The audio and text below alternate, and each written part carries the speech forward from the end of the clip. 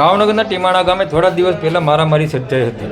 ટીમાણા ગામે ધાર્મિક પ્રસંગ દરમિયાન બોલાચાલી થતાં મારામારીની ઘટના બની હતી.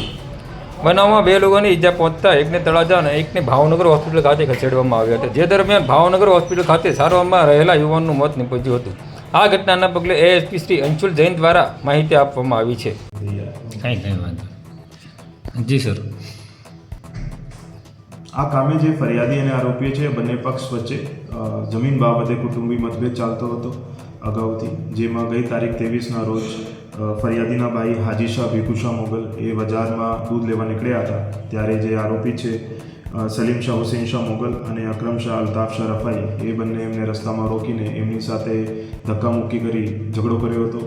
જેમાં આરોપી સલીમ શાહ હુસૈન શાહ મોગલ છરી વડે ફરિયાદીના ભાઈને ઈજા પહોંચાડી હતી અને એમાં એમને ગંભીર ઈજા થઈ હતી.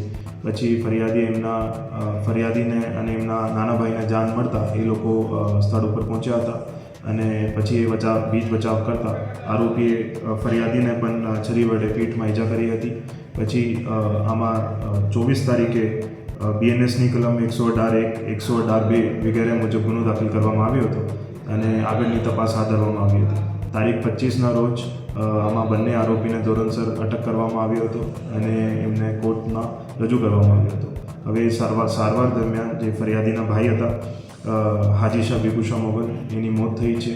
એમાં આગળ BNSની કલમ 103નો ઉમેરો કરવામાં આવશે અને આગળ તપાસમાં આગળ વધવામાં આવશે. એની તપાસ તળાજા પોલીસ સ્ટેશનના પોલીસ ઇન્સ્પેક્ટર AB ગોયલ સાહેબ ચલાવી રહ્યા છે.